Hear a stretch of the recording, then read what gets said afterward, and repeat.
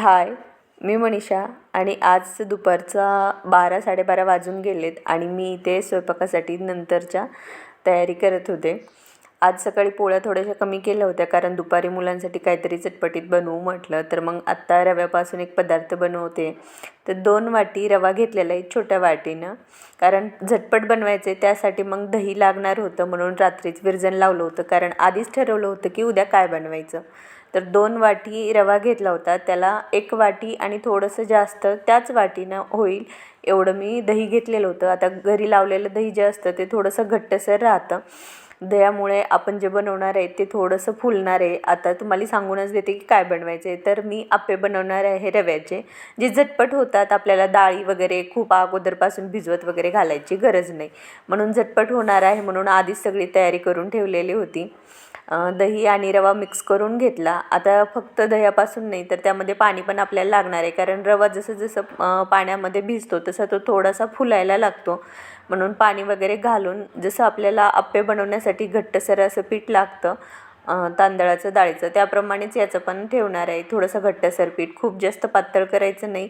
पातळ केले तर आप्पे आपले थोडेसे चपटे होतात आणि मुलांना असे गोल गोल बॉलसारखे जे आप्पे बनवलेले राहतात ते खायला खूप आवडतात. आता माझे तर मुलं खाण्याच्या बाबतीत खूप खोडकर आहेत. त्यांना भाजीपोळी सोडून बाकी सर्व काही पदार्थ खायला आवडतात, म्हणून रोज काही ना काही घरामध्ये बनतं. तर आज आप्पे बनवणार होतो, तर सगळे तयारी अगोदर केल्यामुळे मला जास्त वेळ लागला नाही. कांदा, टोमॅटो जे काही व्हेजिटेबल्स घरात आहेत मी तेच टाकते. 1-2 असले तरी चालतील. जर तुमच्या मुलांना आवडत नसेल तर तुम्ही असं काहीतरी बनवू शकता. आता माझा मुलगा खात नाही म्हणून मी त्याच्यासाठी असं काही ना काही बनवत राहते. कोथिंबीर, टोमॅटो, लसूण आणि थोडीशी हिरवी मिरची टाकली. हिरवी मिरची वाटून टाकली तरीसुद्धा चालते. फक्त आपल्याला थोडासा खमंग तिखटपणा आपल्या आप्प्यांमध्ये हवा, कारण मुलं चटणीसोबत जास्त खात नाहीत. तर ते जास्त करून हातामध्ये घेतात आणि तसेच खायला लागतात, त्यांना तसेच खायला आवडतात. म्हणून मग थोडंसं तिखटाचं पण प्रमाण टाकलं होतं आणि चवीनुसार मीठ टाकून घेतलं. जेवढा रवा घेतलेला आहे त्याच्यानुसार मीठ घेतलं. थोडंसं पण खारट झाले तर मुलं खाणार नाही. थोडंसं अळणी झालं तरी चालेल, कारण चटणीमध्ये मीठ वगैरे राहतं त्यामुळे ते नारळाच्या चटणीसोबत खातात. पण जर जास्त पडलं तर ते खाणार नाहीत, पण मीठ थोडंसं कमीच टाकते. सगळं साहित्य टाकून व्यवस्थित मिक्स करून घ्यायचं आहे. 1 ते 2 मिनिट चांगलं फेटून घ्यायचं. यामध्ये मी खायचा सोडा लगेच टाकत नाही, कारण लगेच फुलायला लागेल आणि मग थोडंसं खाताना पण आपल्याला त्रास होतो, म्हणून म्हटलं नंतर टाकूयात. तर हे सगळं व्यवस्थित मिक्स करून घेतलं. एक झाकण ठेवून यावरती झाकून 15 मिनिट ठेवून दिलं होतं. 15 मिनटामध्ये आपला जो रवा आहे तो थोडासा अजून फुगतो, घट्टसर होतो. तोपर्यंत म्हटलं आपली चटणी बनवून घेऊयात. तर रव्याचं साईडला ठेवून दिलं आणि अगोदरच मी सकाळी थोडंसं खोबरं जे आहे ते बारीक कट करून पाण्यामध्ये भिजत ठेवलं होतं, कारण माझ्याजवळ नारळ नव्हता आणि जाऊ द्या म्हटलं बाहेरून जाऊन घेऊन येण्यापेक्षा आपण घरी आहे खोबरं तर खोबऱ्याची चटणी बनवू. तुमच्याकडे नारळ ओला असेल तर त्याची बनवा, पण खोबऱ्याचीसुद्धा छान लागते. मी जेव्हा पण चटणी बनवते तेव्हा खोबरं जर असेल तर भिजत घालते, कारण थोडा वेळ भिजलं ते थोडंसं मऊ होतं. अर्धी वाटी एवढं खोबरं घेतलेलं आहे आणि 2 चमचे शेंगदाण्याचं कूट घेतले. शेंगदाण्याचं कूट खूप जास्त वापरत नाहीत, कारण खोबऱ्याची चटणी आम्हाला जास्त आवडते, शेंगदाण्याची नाही. आणि तिखट पदार्थ कोणताही बनवला की त्यामध्ये थोडंसं गोड टाकल्यास टेस्ट छान येते, म्हणून मी थोडीशी साखर टाकली. साखर खूप जास्त नाही टाकायची, अर्धा चमचा एवढीच टाकली. आणि मोठ्या मोठ्या अशा 4 लसणाच्या पाकळ्या टाकल्यात. लसणाचा फ्लेवर थोडासा छान राहतो, खमंग राहतो, म्हणून खूप जास्त लसूण टाकायचं नाही, नाहीतर एखादी वेळेस खूप जास्त तिखट चटणी लागायला लागते. आणि मुलांना खायचं आहे म्हणून मी थोडंसं लसूण कमीच टाकला. आता घरचे मोठे वगैरे खातात तर चटपटीत तिखट वगैरे चालतं, पण मुलांच्या बाबतीत आपल्याला जास्त तिखटाचं वगैरे प्रमाण कमीच ठेवावं लागतं, तिखट चालत नाही. लसूण टाकला, खोबरं, शेंगदाण्याचं कूट, थोडीशी कोथिंबीर, साखर आणि चवीनुसार मीठ एवढंच टाकून आपल्याला ही चटणी बनवायची आहे. भरपूर जणं हरभऱ्याची डाळ थोडीशी भिजत घालतात आणि ती पण टाकतात, तशी पण चटणी खूप छान होते. याच सगळ्या साहित्यामध्ये हरभऱ्याची भिजत घातलेली डाळ टाकायची, म्हणजे चटणी आपली तयार होते. खोबऱ्याचं जे पाणी मी भिजवत ठेवलं होतं तेच पाणी टाकून दळून घेतलेली आहे चटणी. आणि चटणी दळताना एकदम बारीक अशी दळून घेतली. आता प्रत्येकाची आवड निवड वेगळी राहते, कोणाला थोडीशी जाडसर आवडते, पण आम्हाला चटणी जी लागते ती पातळ लागते आणि थोडीशी बारीक लागते. घट्ट चटणी भरपूर जणांच्या मी रेसिपीजमध्ये पाहिलं की थोडीशी घट्टसर अशी बनवलेली राहते, पण आम्हाला पातळ आवडते म्हणून मी पातळ बनवली. तुम्हाला घट्ट आवडत असेल तर तुम्ही थोडीशी घट्टसर जरी बनवली तरी चालते. इथं मी एका बाऊलमध्ये काढून घेते. आता ही चटणी खाऊन उरल्याच्या नंतर आम्ही तशीच ठेवून देतो आणि जेव्हा खिचडी संध्याकाळी बनवू त्यावेळेस तीच खिचडीला खातो, कारण खाताना खूप भारी लागते खिचडीमध्ये थोडीशी मिक्स करण्यात आणि टेस्टला पण. चटणी तयार झाली होती, पण तडका द्यायचा होता, कारण बिना तडक्याची पण छान लागते, पण म्हटलं चला थोडासा लसणाचा आणि कढीपत्त्याचा तडका देऊयात म्हणजे टेस्ट अजून छान होईल. आपण जे पळीमध्ये तडका देतो तर तीच ही पळी आहे, किंवा स्टीलची घेतली तरी चालेल. त्यामध्ये 1 मोठा चमचा एवढं तेल टाकून घेतलं आणि थोडीशीच मोहरी टाकली. तर खूप जास्त टाकायचं नाही, फक्त आपल्याला तडका द्यायचं आहे म्हणून थोडंसंच प्रमाण टाकायचे. आणि चांगली अशी आपली मोहरी तडतडायला लागली की त्यानंतर त्यामध्ये थोडेसे जिरे टाकायचे. गरम तेलामध्ये मोहरी टाका म्हणजे पटकन ती तडतडते, आणि थंड तेलात टाकलं तर तिचा तो फ्लेवर जो आहे तो थोडासा कमी होतो म्हणे. आता मी जसं ऐकलं आहे तसं तुम्हाला सांगते. त्यानंतर जिरे आणि एकच लसणाची पाकळी मी बारीक कट करून घेतली आणि 5 ते 7 कढीपत्ता, 2 हिरवी मिरची बारीक कट करून घेतली. छोट्या छोट्या मिरच्या होत्या, 1 मोठी टाकली तरी चालते. छान यांना फ्राय होऊ द्यायचं. आणि फ्राय झाल्याच्या नंतर मी इथे थोडीशी हळद टाकली, चिमूटभर, खूप जास्त नाही, कारण थोडीशी पिवळी चटणी आवडते म्हणून. तुम्ही नाही हळद टाकली तरीसुद्धा चालतं. आणि गरम गरम जो हा तडका आहे तो आपल्याला चटणीमध्ये टाकून घ्यायचा आहे. याचा खूप भारी फ्लेवर होतो आणि ही चटणी खायला पण खूप छान लागते. या अगोदर पण मी 1दा का 2दा ही शेअर केलेली आहे. जर तुम्ही पाहिली नसेल तर तुम्हीसुद्धा अशाच प्रकारे बनवू शकतात. आता इथे तर आपली चटणी तयार झाली. अप्प्यासोबत किंवा इडलीसोबत, डोसा वगैरे काही असं बनवलं साऊथ इंडियन वस्तू तर त्यांच्यासोबत आपल्याला चटणी लागते. एखादी वेळेस सांबार वगैरे नसेल बनवलं तर या चटणीसोबत आपलं काम भागून जातं. इडली डोसा आपण खाऊ शकतो. तर ही चटणी नेहमी आपल्या घरामध्ये बनवलेलीच पाहिजे, कारण मुलांना जेव्हा काही पण आपण बनवून देऊ तेव्हा पटकन त्यांच्यासाठी सर्व करता येते. जास्त वेळ लागत नाही, फटाफट पण होते.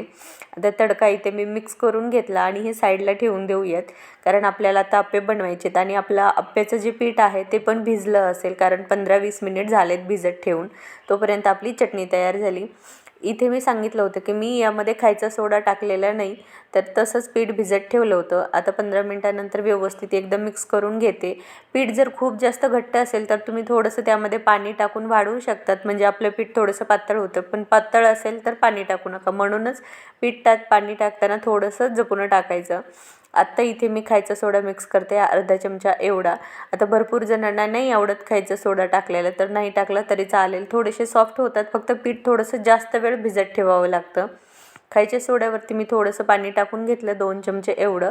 आणि आपल्याला पटकन फेटून घ्यायचं आहे. खूप जास्त वेळ यांना फेटत बसायचं नाही, कारण खायचा सोडा टाकला की आपलं जे पीठ आहे ते थोडंसं फुगतं आणि आप्पे पण थोडेसे सॉफ्ट होतात, असे गच्च होत नाहीत. खायला पण मुलांना त्रास वगैरे होत नाही. खूप जास्त गच्च झाले तर ते थोडेसे कच्चे राहतात, म्हणून थोडंसं खायचा सोडा टाकला. इनो पावडर टाकली तरीसुद्धा चालते, अर्धा पुडी एवढीच टाका. इनो पूर्ण टाकायची नाही, कारण आपण प्रमाण कमी जास्त बनवतो त्यानुसार सगळं साहित्य टाकायचं. आता इथे आप्पे पात्र मी अगोदरच गरम करायला ठेवलं होतं. त्यानंतर त्यामध्ये थोडंसं तेल टाकून सगळीकडे लावून घेतलं. भरपूर जणांना ब्रशनं लावायला आवडतं, तर ज्यांच्याकडे ब्रश वगैरे आहे त्यांनी तसं लावलं तरी चालेल, किंवा चमच्याने टाकून थोडंसं फिरवून घेतलं तरी चालतं. जेव्हा आपलं आप्पेपात्र खूप जास्त गरम असतं त्यावेळेसच त्यामध्ये साहित्य टाकायचं, म्हणजेच हे पीठ टाकायचं. थंड आप्पेपात्र असेल त्यामध्ये तेल टाकलं आणि लगेच आप्पे टाकले, आप्प्याचं पीठ टाकलं तर ते खाली व्यवस्थित असं भाजलं पण जाणार नाही. जेव्हा आपण हे उलटतात त्यावेळेस ते पलटी पण होणार नाहीत. 2 ते 3 मिनिट मी हे झाकण ठेवून वाफवून घेतलं होतं आणि 2 ते 3 मिनिटानंतर झाकण काढून मी हे काढून घेते. जेव्हा पण या आप्पेपात्रामध्ये मी आप्पे बनवायला जाते, फर्स्टवाला एक जो पहिला बनवलेला असतो तर तो व्यवस्थित निघतच नाहीत. आतमधले व्यवस्थित होतात पण साईडचे व्यवस्थित होत नाहीत. नंतर जेवढे पण मी काय आप्पे बनवते ते मात्र व्यवस्थित होतात. आणि डोश्याच्या पण तव्याला तसंच होतं. पहिला एक डोसा तेवढा व्यवस्थित होत नाहीत, बाकीचे नंतरचे डोसे खूप छान होतात. तसंच या आप्पेपात्राचं पण काम आहे. पण आता चालते, बघू. झाकण ठेवून पुन्हा एकदा खालच्या साईडनं 2 ते 3 मिनिट भाजून घेतलं. आणि जोपर्यंत आपले आप्पे छान असे क्रिस्पी होत नाहीत तोपर्यंतच थोडेसे भाजून घ्यायचे. आणि क्रिस्पी झाले खालच्या साईडनं की काढून घ्यायचे. जेव्हा आपण आप्पे पलटी करतो, उलटून टाकतो, त्यावेळेस वरतून मी तेल टाकलं नाही. भरपूर जण वरतून तेल टाकतात, पण ज्याची त्याची आवड राहते किती प्रमाण टाकायचं तेलाचं किंवा तुपाचं. तुपात जरी बनवले तरीसुद्धा चालतात. सगळे आप्पे काढून घेतले आणि नंतर पण लगेचच बनवून घेऊयात म्हटलं. आता बाकीचे सगळे बनवून घेतले म्हणजे मुलं पण खातात आणि राहिलेले आपल्याला पण खायला भेटतात, म्हणून सगळ्यांना पुरतील अशा प्रमाणामध्येच बनवत होते. आणि दुपारची वेळ होती त्यामुळे हलकं फुलकं मुलांना खायला आवडतं आणि झटपट होतं, खूप जास्त वेळ लागत नाही. नाहीतर डाळीचे बनवायला गेलं तर आदल्या दिवशी ते भिजत घाला, डाळ वगैरे, पुन्हा संध्याकाळी दळा, दुसऱ्या दिवशी पुन्हा ते पीठ बनवा. त्यापेक्षा ही पटकन सोपी आहे. दही आणि रव्यापासून होऊन जाते. नंतरचा पण घडा मी असाच बनवला होता जसं अगोदरचे बनवले होते, पण नंतरचे जेव्हा मी आप्पे बनवले त्यावेळेस ते व्यवस्थित असे उलटायला गेलं तर पलटी झाले होते, म्हणजेच उलटून निघाले होते आणि छान झाले होते, खायला पण मस्त झाले होते. तुम्ही जर बनवणार असाल रव्याचे आप्पे तर दही थोडंसं जास्त टाका, खूप छान असे टेस्ट येते दही टाकल्यामुळे आणि खूप मऊ होतात. मुलांना लहान 2 ते 2.5 वर्षाचे मुलं जर असतील तर त्यांना तुम्ही हमखास बनवून देऊ शकतात. वरचं जर मुलांना खायला चालू केलं, फक्त हिरवी मिरची वगैरे टाकायचं नाही, बाकी व्हेजिटेबल्स तुम्ही कोणतेही टाकू शकतात. शिमला मिरची, गाजर, बीट वगैरे जे तुम्हाला आवडतील ते.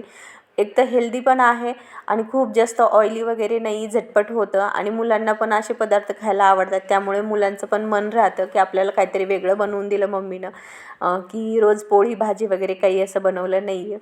तर मुलं आवडीनं खातात. मुलांसोबत आपलं पण होऊन जातं आणि कोणी घरी आलं पटकन काहीतरी बनवायचं म्हटलं तर त्यांच्यासाठी पण हे होऊन जातं.